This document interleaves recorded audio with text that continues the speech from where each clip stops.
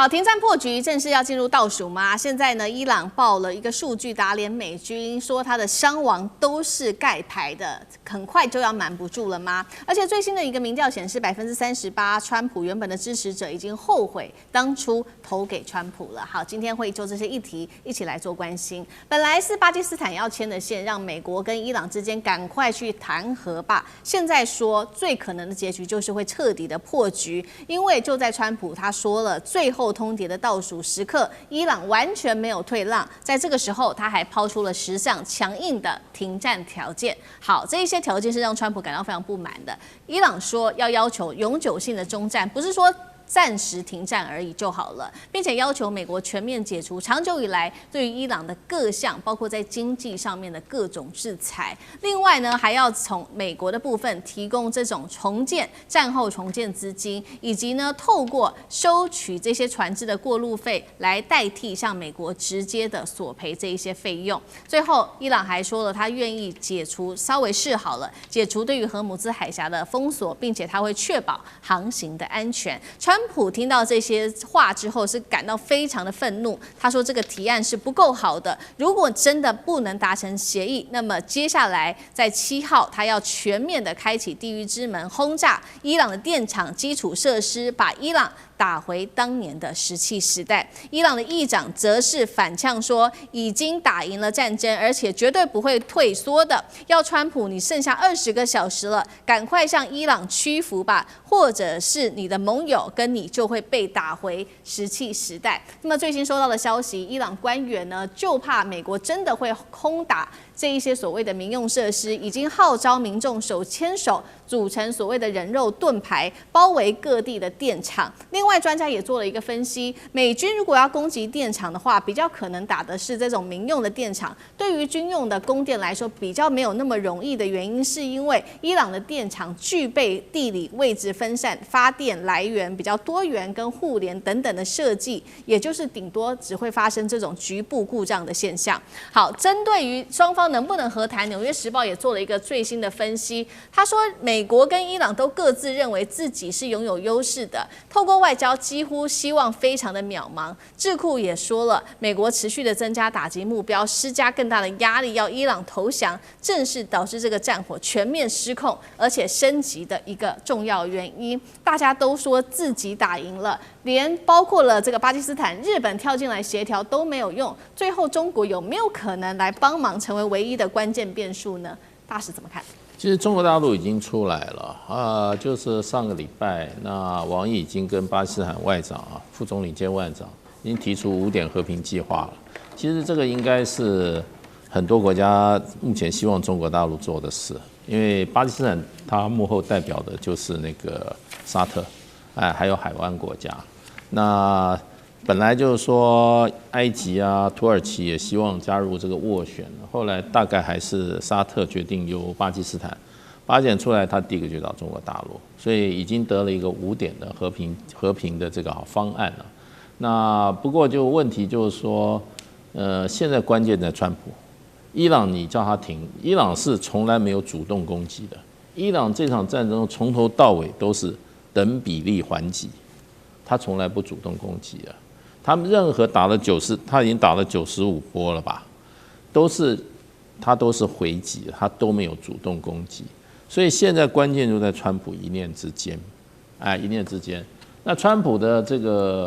個很多他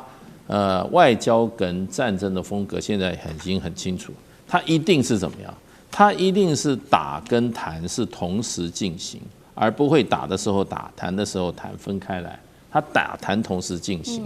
然後在談的時候就用打來對談施壓，那在談的時候他也有他的什麼空間，也有他的退讓的空間。所以川普原來說48小時，後來5天，5天後來又10天，10天又他口袋2天，對，這裡面就是其實他的打，還有說他那個所謂的這個最後期限，都是為了做談的這個用談上的一個什麼一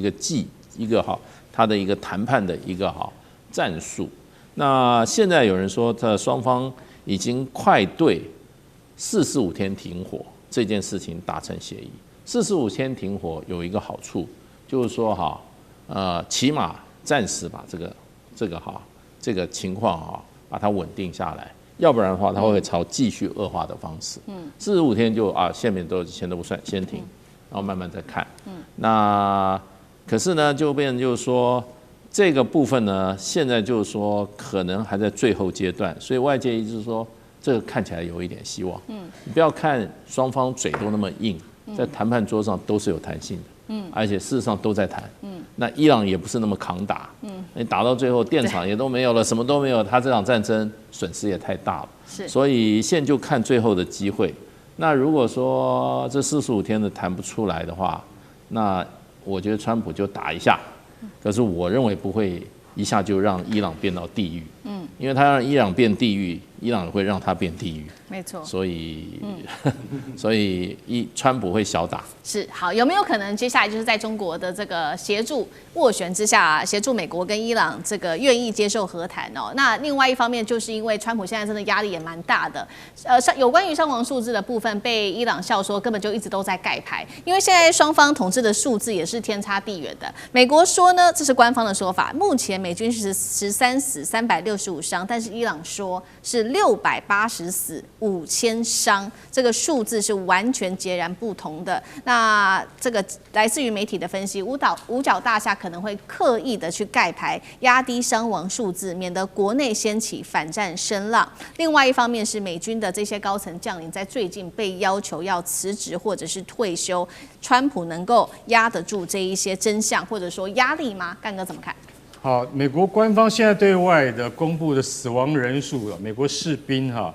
是13人死亡。然後呢，365人受傷，是美國自己本身的數據。其實這個13人大部分就是在哪裡？就是在卡達的那個一個雷達接收站，就看起來就完全像貨櫃車連起來一樣，所以才會一次死那麼多人。那365人受傷是在接下來的那個空襲行動中，比如說沙烏地阿拉伯的蘇爾坦親王機場，這個機場當時被那個伊朗用巴沙爾飛彈打過來的時候，美軍真的嚇一跳。所以這個突擊行動之中，至少有200多個官兵是受傷的。那死亡數字美軍到現在沒有公布，所以你會認為說，其實美國在這方面的這個數據可能比較科學一點啦，但我覺得還是會有保留。那伊朗方面不是這樣講，他說美軍已經死了680個人了。然後至少有5000人受傷，那我認為這個數字是誇大的。為什麼？因為你680個人死亡的話，那等於一個旅的人數了。美軍畢竟到現在沒有派地面部隊上去，那他犧牲的人員大部分都是雷達站操作員，或者是飛行員，那或者是在這個地面攻擊之中被波及的那個機場勤務人員。像這些人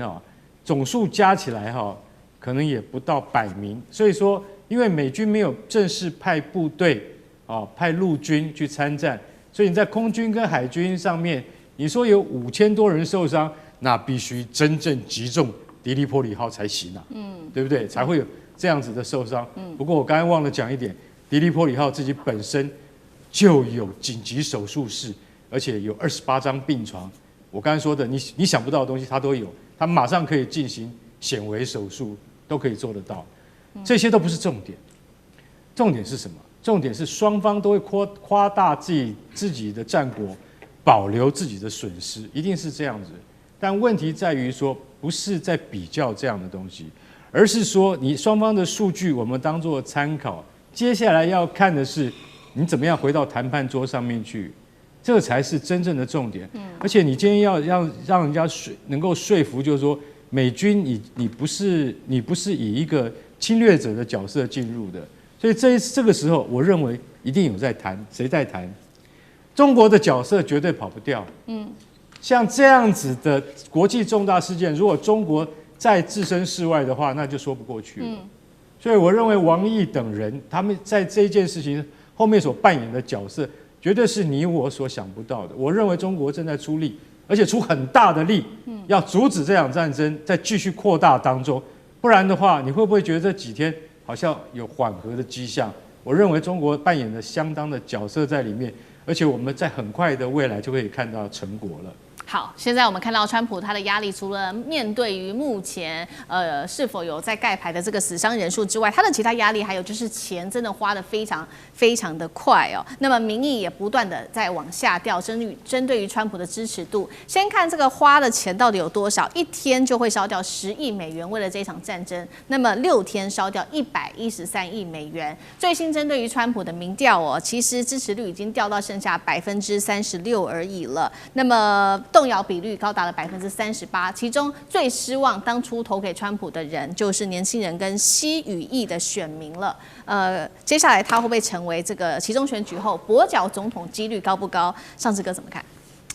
川普還是非比尋常人啦哈，他作為一個很特殊的政治人物，那麼很多東西都是強烈的一廂情願，而且他也無視周邊的環境。但一方面他又是一個精明的商人。那麼作為一個商人，他心中永遠有一個